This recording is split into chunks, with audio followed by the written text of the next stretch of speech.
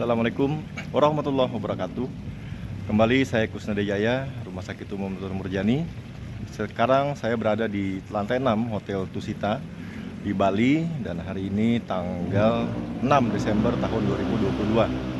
Lantai 6 ini ada kolam renangnya Bapak Ibu, sehingga suasananya cukup nyaman dan saya sendirian di atas ini, sehingga saya bisa membuat video dengan sangat leluasa, tidak malu-malu.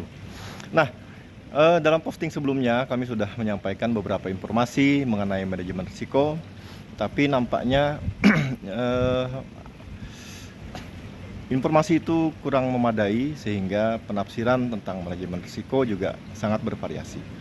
Nah, tadi pagi saya mendapatkan tanggapan dari salah seorang sahabat. Beliau adalah seorang pengusaha dan sangat sukses. Tanggapannya begini: kalau saya memandang dalam hidup ini selalu ada risiko, karena hidup penuh dengan ketidakpastian. Oke. Dan cara terbaik dalam manajemen risiko adalah dengan menghindari risiko. Jangan coba-coba untuk mengambil risiko. Saya sepakat dengan beliau. Tetapi yang ingin saya tekankan di sini adalah manajemen risiko bukan berarti kita berani mengambil risiko, bukan. Tetapi manajemen risiko adalah seni dalam membuat keputusan. Nah, agar pemahaman ini menjadi lebih komprehensif, saya akan ceritakan ilustrasi tentang seorang pengemudi mobil.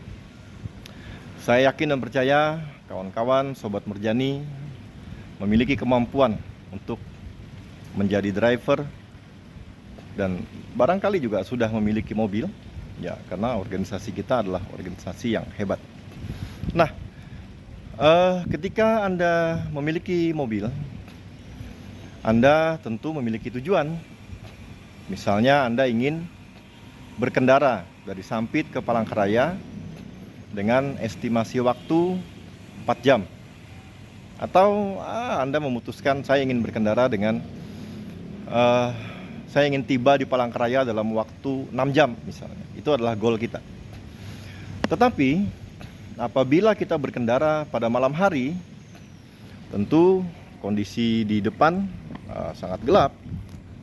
Kita tidak tahu apa yang ada di depan. Nah, dalam kondisi gelap ini tentu kita tidak bisa melihat ada apa di depan sana.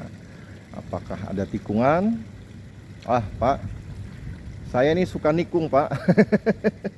Jadi dengan naluri saja saya tahu tikungan itu ada apa tidak. Enggak, saya nggak ngajak untuk tikung-menikung ya. Kita bukan bicara itu. Kita tidak bisa melihat pengendara di depan kita, apalagi kalau mereka tidak menyalakan lampu belakangnya. Wah, kita kaget. Kita kaget, penumpang juga kaget. Banyak kasus penumpang juga ikut ngatur. Woi sopir, hati-hati dong. Akhirnya ketenangan kita sebagai driver juga terganggu. Dan kalau kita tidak hati-hati, kita menabrak orang, memang kita tidak apa-apa. Tetapi cost yang kita keluarkan juga menjadi banyak. Goal kita untuk tiba dalam waktu 6 jam mungkin bisa terkejar, tetapi cost yang kita keluarkan menjadi lebih banyak. Nah, kenyamanan berkendara juga sangat tidak nyaman. Penumpang kita tidak puas. Mereka memberikan rating 1 misalnya. Nah, apabila kita berkendara pada malam hari, tentu kita membutuhkan penerangan dari lampu mobil. Nah, penerangan dari lampu mobil ini adalah ilustrasi tentang manajemen risiko. Jadi ceritanya begini. Bayangkan Bapak Ibu berkendara ingin menempuh jarak Sampit Palangkaraya dalam waktu 6 jam, tetapi lampunya redup. Kondisi jalan kita nggak tahu, karena tidak ada informasi yang up to date. Oh, tanggal sekian, jam sekian ada lubang. Nah, ada lubang di kilometer berapa. Kita tidak pernah dapat informasi itu. Atau tanggal sekian, jam sekian ada kawinan di daerah Cempaka Mulia sehingga banyak kerumunan. Kita nggak tahu informasi itu Bapak Ibu. Nah, karena itulah informasi kondisi jalan yang akan kita lalui, itulah ketidakpastian. Nah, kalau lampu kita redup, kira-kira 6 jam itu tercapai nggak? dengan segala ketidakpastian. Sopir yang baik tentu tidak akan tancap gas, kemungkinan dia akan delay, bahkan bisa sampai 8 jam untuk tiba di Palangkaraya. Sudah dia tiba delay, kemudian sangat lelah, matanya menjadi merah. Kenapa? Karena dia menguras energi yang sangat besar untuk fokus dan konsentrasi. Supaya perjalanan aman, penumpang bahagia, mobil juga aman. Tidak ada korban cedera di luar mobil. Nah, tetapi kalau lampu kita penerangannya bagus, daya jangkau lampu kita cukup untuk bisa mencermati kondisi jalan sampai dengan 300 meter ke depan, kita bisa melihat rambu-rambu, mana tikungan, mana tanjakan, mana jalan berbelok. Maka kira-kira goal kita untuk tiba di Palangkaraya dalam waktu 6 jam tercapai nggak? Oh, sangat mungkin tercapai, bahkan bisa melampaui. Oh, ternyata Pak, dengan lampu yang bagus, saya bisa mengatur kapan saya tancap gas, kapan saya injak rem, kapan saya berada di tikungan yang berbahaya, maka saya bisa tiba di Palangkaraya dalam tempo 4 jam misalnya. Nah, itulah ilustrasi tentang manajemen risiko. Dalam konteks ini dia membantu kita untuk membuat keputusan kapan harus tancap gas dan kapan harus menginjak rem. Nah, mungkin Bapak Ibu ketika belajar manajemen risiko merasa, Pak, selama ini kami baik-baik saja kok, ini ditambahi pekerjaan macam-macam manajemen risiko bikin susah aja. Kenapa sih begitu Bapak pulang dari pelatihan manajemen risiko kok kayaknya beban kami menjadi bertambah banyak? Selama ini baik-baik aja kok Pak. Oh, oke lah. Pernah nggak? Ini saya balikin pertanyaannya ya. Pernah nggak ada seorang sopir yang ngomel?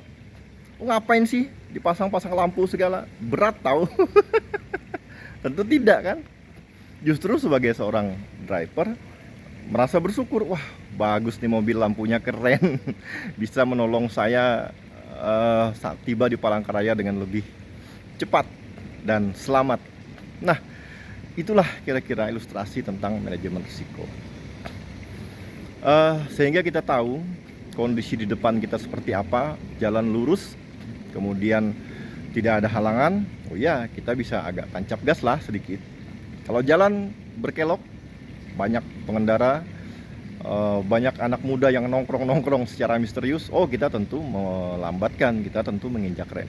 Nah, pilihan untuk kapan menginjak gas, kapan menginjak rem, itulah keputusan atau decision yang dibuat oleh seorang driver. Sehingga goal dia untuk tiba dalam rentang waktu tertentu, itu bisa tercapai. Nah, begitu juga dengan organisasi kita. Manajemen risiko membantu pembuat keputusan untuk melihat jauh ke depan risiko-risiko yang belum terjadi, bagaimana memitigasinya, bagaimana cara menghindarinya, apa yang harus kita persiapkan, bagaimana mengontrolnya. Oke, risiko itu nggak bisa kita hindari Pak, karena kondisi alam memang begitu. Tapi bagaimana mengontrolnya? Di kilometer berapa kita harus menurunkan kecepatan, karena kita tahu di situ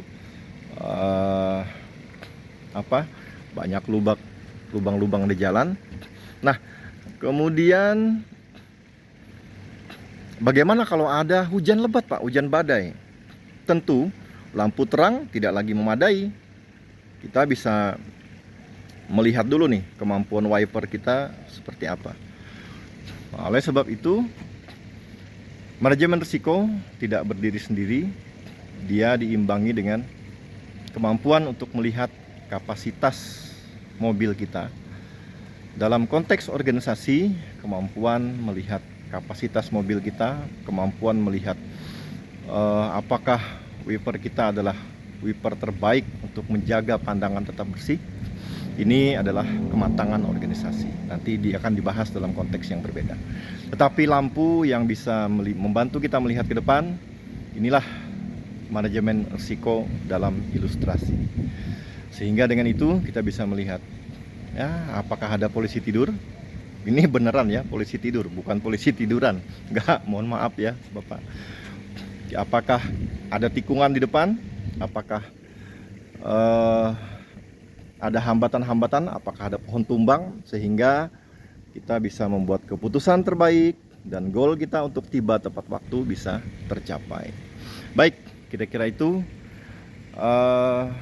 Ingat Kusnadi Jaya, tentu ingat Rumah Sakit Murjani. Murjani, profesional, bermutu, ramah. Sobat Murjani, ini nih kolam renang. Ayo, siapa yang mau renang? Kesini. Wih, sejuknya men, gile bener.